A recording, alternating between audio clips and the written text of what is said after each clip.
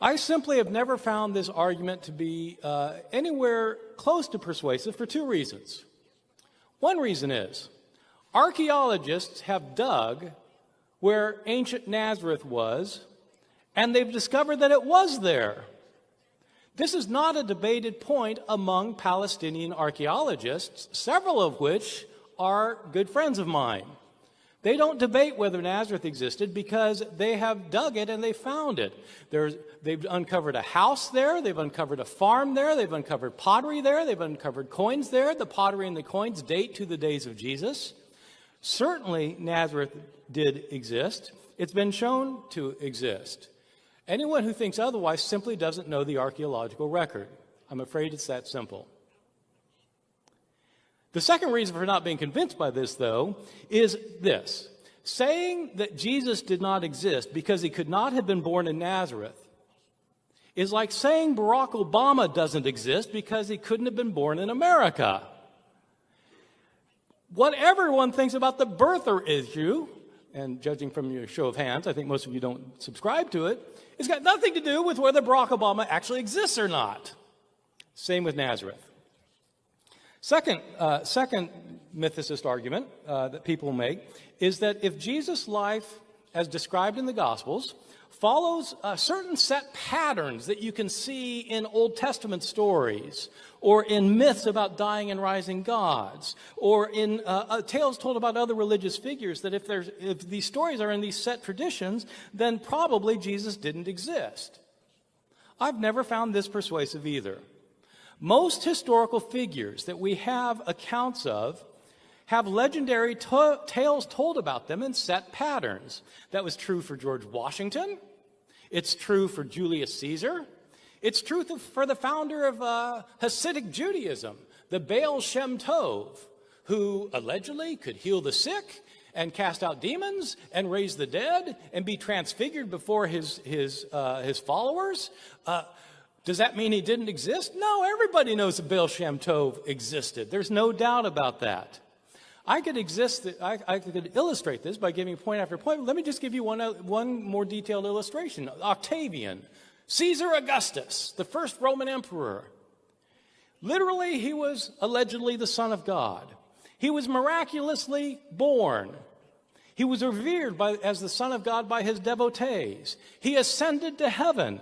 He is a divine being worthy of worship. There are all these tales told about him. Does that mean he didn't exist? No, it means that when you tell stories about him, you tell these stories in certain ways. This is typically what happens with important figures from the past. Famous people are told in terms of stereotypes. We have our own stereotypes. We have the rags to riches story. We have the politician's sexual exploits story. We have the divine Savior story. The fact that stories are molded to a model has no bearing on whether the person actually existed or not. Now let me get to my positive argument. Jesus of Nazareth is one of the best attested Palestinian Jews of the entire first century. From the year 1 of the Common Era, 1 CE, to the year 100 CE, we know that there were hundreds of thousands of Jews living in Palestine. How many of those Jews are better attested than Jesus? One. Josephus the historian. He's attested better only because he left us multiple writings. If you look only at external attestation for first century Palestinian Jews, Jesus actually is much better than Josephus. We have 4 Gospels written about him. These Gospels come from the very next generation after his life. Contrast that with Josephus. We have 0 negative accounts of the Jewish historian Josephus. How many narrative accounts do we have for the most powerful religious figure in Jesus' day, Caiaphas, the high priest Caiaphas? We have no narrative accounts. How many narrative accounts do we have for Pontius Pilate, the most powerful man in first century Palestine? We have no narrative accounts. How many accounts do we have for anyone else in first century Palestine? We have no narrative accounts. It's not even close. I'm not saying that the gospel accounts are non-problematic. As some of you know, I've made an entire career out of arguing that they're problematic. There are enormous problems with the Gospels. And so Bob and I are not going to be disagreeing about that. They are absolutely problematic. But they are four narratives about a person living in first century Palestine, and they do give us a lot of real information. These four Gospels we have, Matthew, Mark, Luke, and John, are not simply one Gospel in four forms. They are four Gospels based on different literary and oral sources. The Gospel of Mark was probably written sometime around the year 70 of the Common Era. Jesus died around the year 30 of the Common Era. Mark is absolutely based on oral traditions that the author had heard. Matthew and Luke used Mark as one of their sources, but they had other sources available to them. Matthew and Luke had one other source that they shared together that no longer exists. Scholars call it Q. Matthew had other sources that Luke did not have. Luke had other sources that Matthew did not have. That means prior to the writing of the Gospels, you've got sources for Mark, different sources for Matthew and Luke, different sources for Matthew, different sources for Luke, and we're not even talking about John, which didn't use Matthew, Mark, and Luke, and had different sources of his own. These are multiple independent sources from the first century. How is it possible that you have so many sources about somebody who never existed? These sources are independent of each other. They're not copying one another. You have independent sources from before the Gospels. Some of these sources have traditions in them that almost certainly go back to Aramaic-speaking Palestine.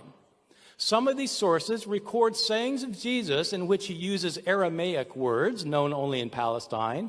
Some of the sources contain stories that make sense if you translate them back into Aramaic, better sense than they make when they're given in Greek. That shows the stories started out as Aramaic stories. You have Aramaic stories about Jesus from Palestine, years before the Gospels. These are stories in Aramaic Palestine that almost certainly go back to the 30s of the Common Era. Multiple sources. This is far better than anybody that we have in Palestine in the entire first century. It's better than almost anybody we have in the ancient world, with exceptions that we all could probably cite. We have writings of Paul. The Apostle Paul was not a follower of Jesus. He was living in a later generation. We have 13 letters that allegedly went under, that not allegedly went under Paul's name, that we have 13 letters that do go under Paul's name. Of these 13 letters that the Apostle Paul wrote, 7 of them are letters that he actually wrote. There are 6 of the letters that Paul probably did not write. 7 letters that Paul really did write. The reason this is important is because Paul was writing before the Gospels. The Gospels were not the first books of the New Testament to be written. They were relatively late. Paul's writings were being produced in the 50s of the Common Era. In other words, about 25 years from the traditional date of Jesus' death, between 20 and 30 years of Jesus' traditional death. We can establish a relatively rough chronology for Paul's life. This chronology is going to be important for a couple of points that I want to make. The chronology of Paul's life is possible because in Paul's letters, he'll sometimes make an off-the-cuff biographical comment. 3 years ago, I did this.